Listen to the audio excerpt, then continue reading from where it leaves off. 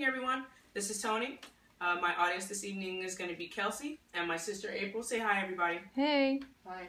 All right, and what I'm going to be talking about this evening is eczema. Some of you may or may not be familiar with what eczema is, and some of you may or may not have actually suffered from eczema when you were younger. And some of you, like myself, still suffer from eczema. Now, a lot of people, when they think of eczema, they think about this dry, itchy rash, and for the most part, that's really true.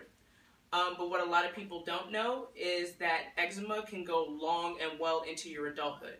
And for those who continue to suffer well into our adulthood from it, you tend to learn some easy ways to help cope with the symptoms.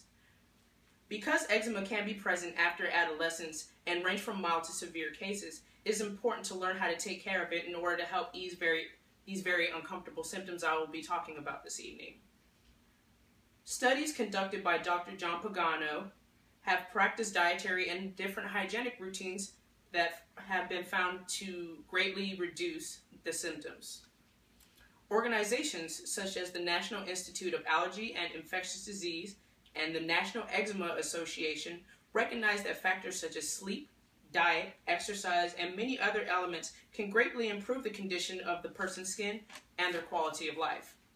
The books Healing Psoriasis and Healing Psoriasis Cookbook by Dr. John Pagano outline the benefits of a healthy lifestyle in regards to helping with psoriasis and eczema symptoms.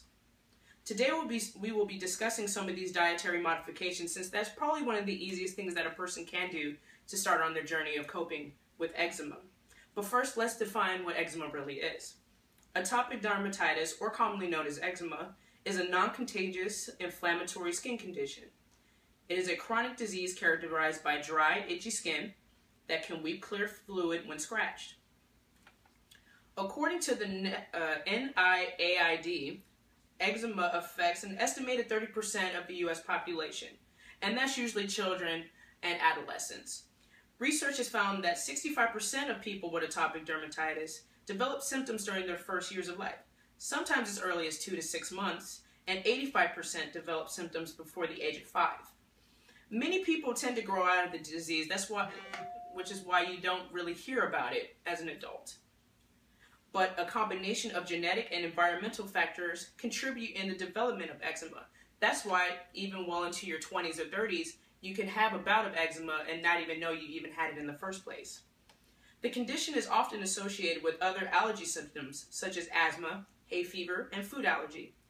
Approximately 30% of children with atopic dermatitis have food allergies, and many develop asthma and respiratory allergies. People who live in cities and drier climates also appear to develop the disease.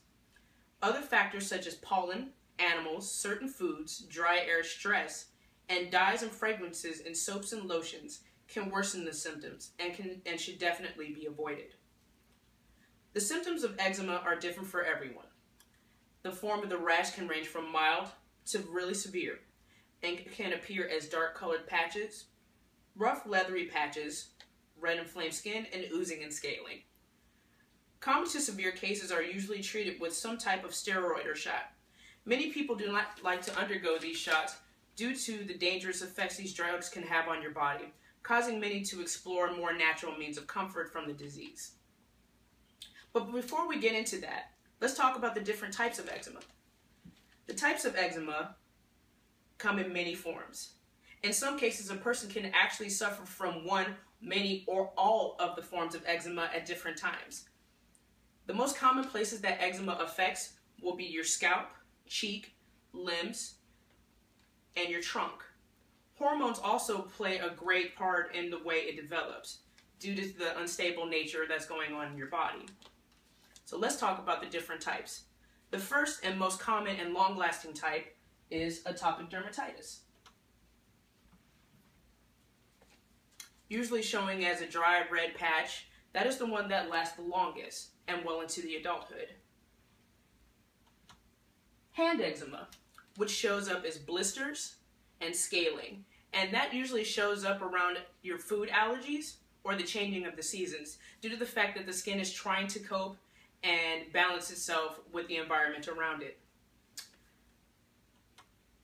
Contact dermatitis is a reaction that can occur when skin is in contact with certain substances, which can cause skin to inflame.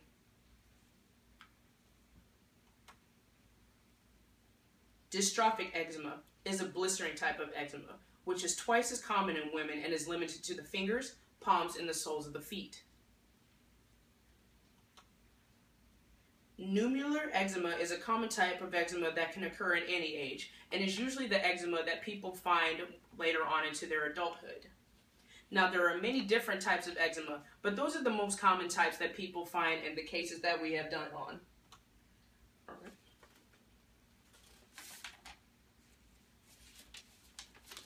As stated before, these type of eczemas come with their own symptoms, and many different cases have been put against them.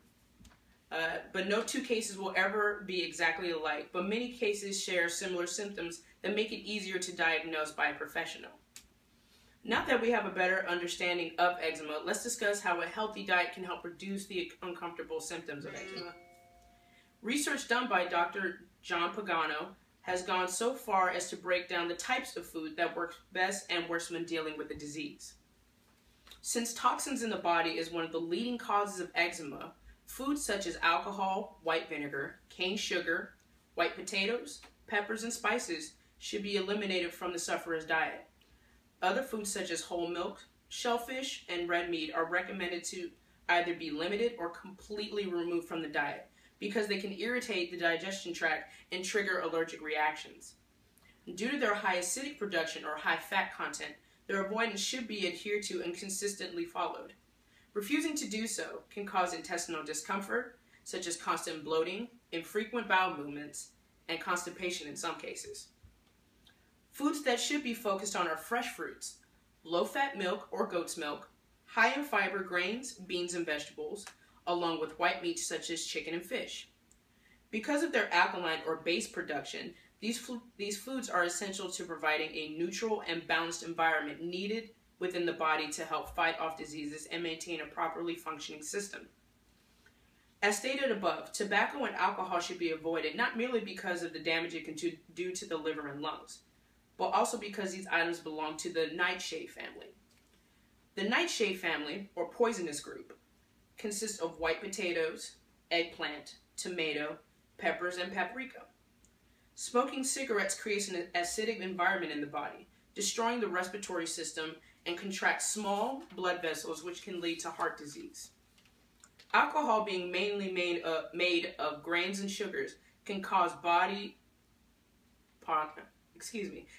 damage to your liver as well as throwing off the acidic balance within the body. But those are just some small factors that can help maintaining or coping with eczema. There are many factors that go into diagnosing eczema. Changing your diet is definitely a start, but not the only thing you can do to ease discomfort. If you feel like you may have these symptoms, it is best to visit a doctor and get checked out and find out what's the best option for you. Simple changes such as changing your laundry detergent, the foods you eat, and the environment you live in can greatly improve your lifestyle and your comfort. If you are ever diagnosed with the disease, making these changes with proper instruction from a professional can not only keep your body healthy and happy, but keep your quality of life at an all-time high for a very long time. Well, that's my speech, and thank you so much for your time. Good evening.